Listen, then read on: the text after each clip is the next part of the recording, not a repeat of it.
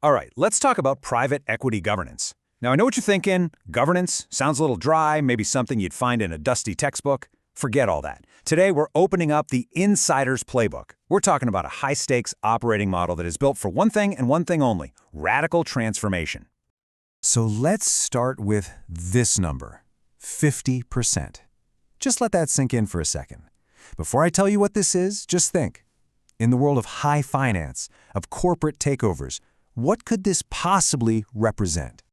You got it? That 50%? That's the replacement rate for top management in a ton of PE buyouts. Yeah, half the C-suite. Can you imagine walking into a new company knowing that's the statistical reality? I mean, if that doesn't just scream high stakes and urgency, I honestly don't know what does. It really sets the stage for everything we're about to cover. So, when we talk about PE governance, what are we really talking about? Well, it's the formula. It's the whole system, the practices, the processes, the rules of the game that are put in place to get everyone, and I mean everyone, the owners, the investors, the management, all pulling in the exact same direction. It's all about one mission: transform the company and create a ton of value. And this formula, you could almost call it the secret sauce. It really rests on three main pillars. If you can get your head around these three, you'll understand how private equity really works from the inside. So what are they? First, there's this relentless sense of urgency. It's not optional. It's driven by the simple fact that you've got to generate returns on a fixed timeline. Next, you have hands-on active ownership. And look, this is not about sitting back and just reading spreadsheets. This is about an operating partner literally being on site, maybe helping renegotiate supply chain deals or totally redesigning the sales team's comp structure. And third, a radical alignment of interests, making sure everyone's incentives are pointed at the same North Star. You put those three together, and what you get is this incredibly high-pressure, super-focused environment that is just built for change. Okay, so let's get practical. How do these ideas actually play out in a classic buyout situation? Because when a PE firm has control, governance isn't just some abstract framework. It's the main tool they use to run their playbook. In a leveraged buyout, that huge mountain of debt, it's not just a way to finance the deal. It's a discipline tool. It forces this intense, laser-like focus on one single, unmistakable metric: generating free cash flow. You've got to pay down that debt, and hopefully you do it ahead of schedule. There's just no room for vanity projects or nice-to-haves. And we're not talking about your typical quarterly check-in here. No way. PE-backed boards are constantly watching the key performance indicators. That could be daily sales numbers for a retailer or customer churn rates for a software company. They have these deep information rights baked into the deal, and they talk to managers at all levels of the company. It gives them a real-time pulse of the business so they can jump in and act decisively the moment things start to go sideways. Now, what's so powerful here is how all these pieces work together. The strategy, that's locked in before the deal even closes. Then, to get it done, they create these small, empowered task forces to just blow past any bureaucracy. And that 50% number we started with? Well, that kind of hangs in the air, doesn't it? It makes sure that everyone stays completely and totally focused on hitting the plan. So, you might be wondering, where does all this action get coordinated? Well, it all flows through the board. The board of directors is the command center. It's the central nervous system that PE investors use to run their entire playbook. And you gotta forget everything you might think about those sleepy, old-school corporate boards that just rubber stamp things. A PE board is, well, it's a lean, mean decision-making machine. They are usually small, they meet way more often, and their one and only focus is to drive that investment thesis forward. It's all about efficiency and action.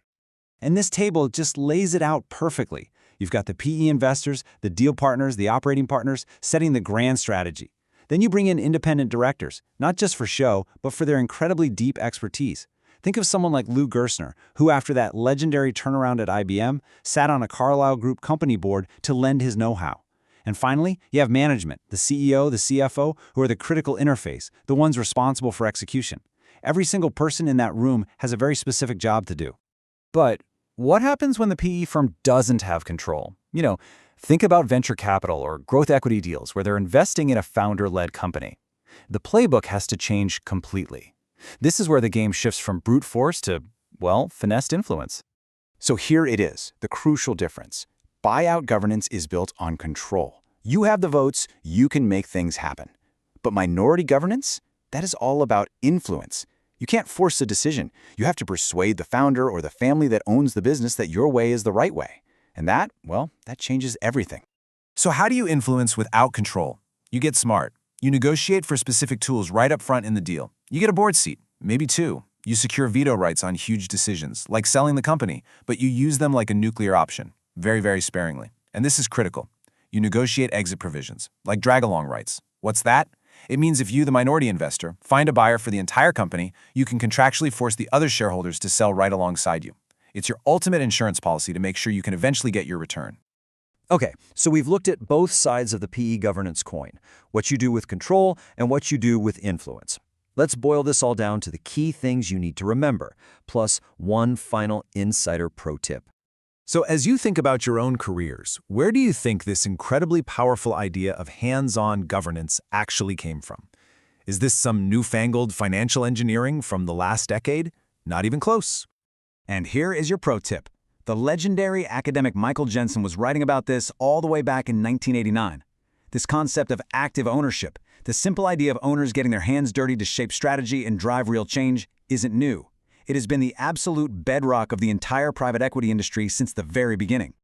So if you only take away 3 things from our time today, make it these. First, PE governance is a formula. It's a system built on urgency, active ownership, and alignment. Second, the playbook is totally different depending on whether you have control or just influence. And third, in a buyout, the board isn't some passive committee. It is the engine of value creation. And that brings us to our last question, and this one is for you. We've just gone through the insider's playbook. So whether you end up in private equity, or you run your own company, or you sit on a board someday, the question is the same. How are you going to apply these principles of urgency, alignment, and active value creation in your own career?